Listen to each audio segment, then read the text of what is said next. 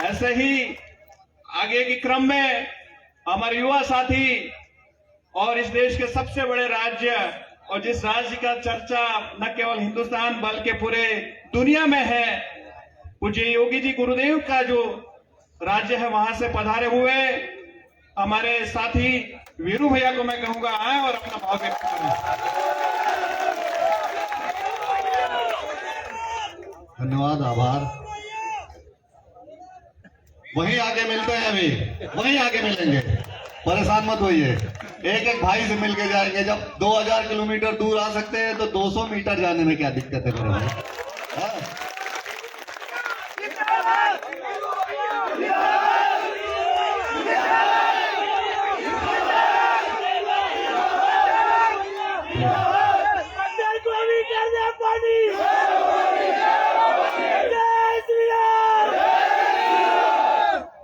रुकिए, हम ही लोगों ने 400 का घोड़ा जो छोड़े थे मोदी जी, उसको उत्तर प्रदेश में रोके हैं कि नहीं रोके हैं? पूर्वांचल में 28 सीटें हैं। योगी जी और योगी जी को छोड़ के 26 हार गई बीजेपी। हार गई कि नहीं हार गई? हाँ? मैं एक ही चीज कहूंगा, तराजू तौल कर देखो, पड़ा किसका भारी है। तुम्हें झनकार प्यारी है, हमें ललकार प्यारी है, हमें ललकार प्यारी है। और सुनिए, गलती से ललकार के मत देखिएगा। मैं बता रहा हूं यहाँ के लोगों को, और खास करके सरकार में बैठे ऐसे लोगों को जो छत्रियों को टारगेट करते हैं, उनको मैं बताऊं, पहले आरपीसी, आईपीसी, सीआरपीसी थी, अब भारतीय दंड संहिता आ गई है ना। जितने मुकदमे हैं लाद दो, ओवर एज हूं मैं, पूरे देश में लड़ने के लिए तैयार हूं अपने भाइयों के लिए। बहुत ढेर सारी बातें नहीं कह के कुछ बातों पे आप लोगों को बताना चाहूंगा। बहुत लोग हैं हमारे जितने बड़े भाई हैं, क्योंकि मैं शांति में बिलीव नहीं करता। जो जिसको शांति पसंद है उसके लिए हरिद्वार में शांति कुंज बना हुआ है, और जिसको क्रांति पसंद है उनका स्वागत है कि नहीं? ए भाई, मैं एक बात पूछना चाहता हूँ, आजादी शांति से मिली थी क्या?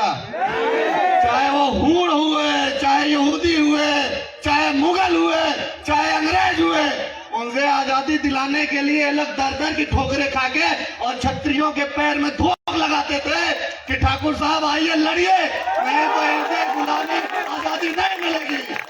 और सुनिए, हेलो, बताना चाहता हूं पूरे देश में माइनस के 50 डिग्री टेम्परेचर में सियाचिन के बॉर्डर पे राजपूताना रेजिमेंट लड़ता है, डोगरा रेजिमेंट लड़ता है।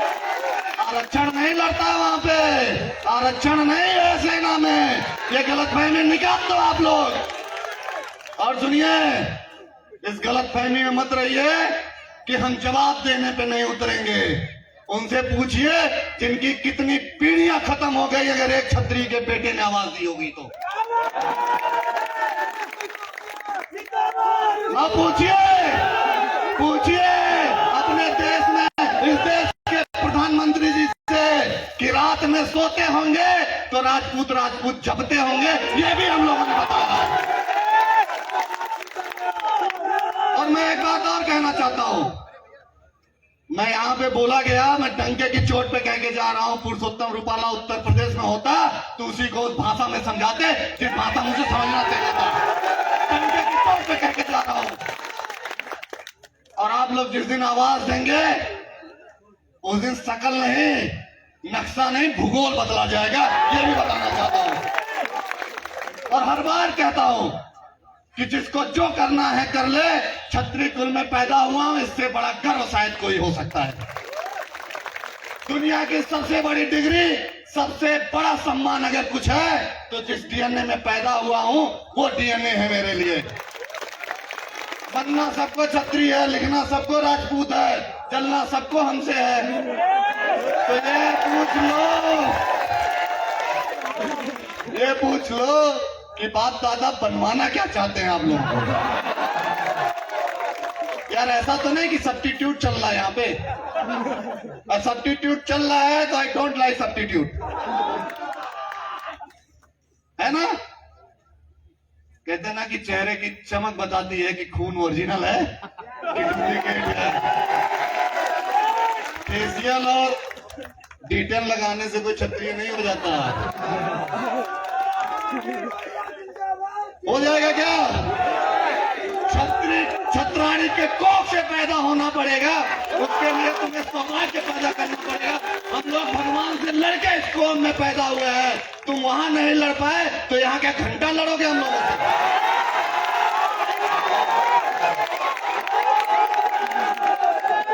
क्या लगता है लड़ लोगे?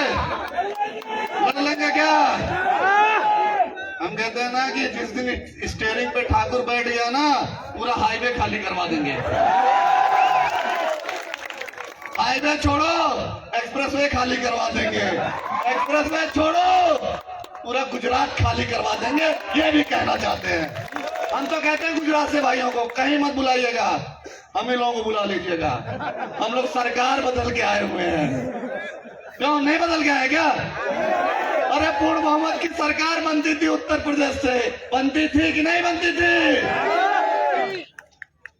जिस भगवान राम के लिए लड़ लड़ के उन पे दुकान चला चला के लोग जीतते थे, वो अयोध्या हार गए ये लोग। इससे ज्यादा दुख का विषय क्या है?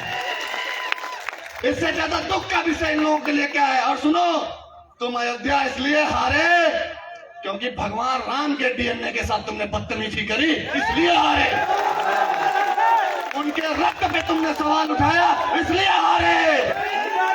और सुनो, और अब अगर गलती से रक्त पे सवाल उठाओगे तो रक्त के साथ तुम्हारा नस्ल नाबूद मिटाने के लिए क्षत्रिय तैयार है, ये भी बताना चाहते हैं।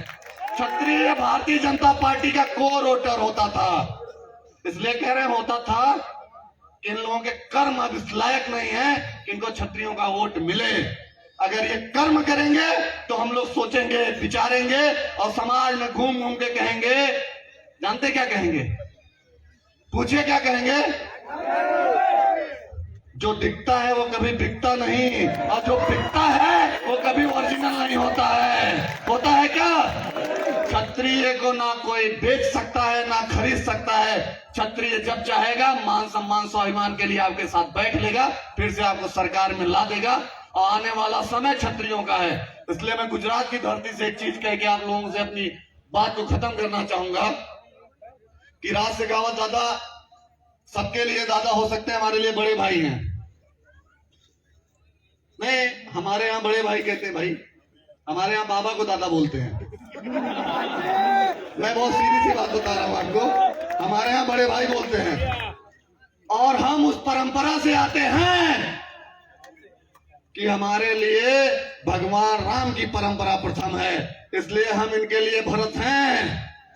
हम 14 साल खड़ाऊ रख के इनके लिए संघर्ष कर सकते हैं। इनके लिए खड़ाऊ छोड़िए, जितने अस्त्र शस्त्र हैं सब लेके लड़ाई लड़ा जाएगा।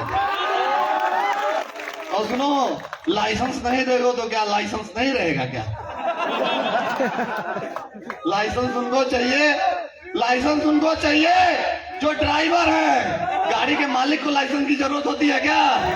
और क्षत्रिय लाइसेंस का मालिक है, इसलिए क्षत्रिय जहां से खड़ा होता है, अमिताभ बच्चन का डायलॉग बाद में है, वो हमारी कॉपी पेस्ट है कि हम जहां से खड़े होते हैं लाइन वहीं से शुरू होती है। अरे सुनो, क्षत्रिय जहां से शुरू खड़ा होता है, सिस्टम वहीं से शुरू होता है। धन्यवाद। હવે આ જ પરંપરાની અંદર હવે વચ્ચે આપણે ગુજરાતી વક્તાને પણ લઈએ, આપણા સારા એવા વક્તા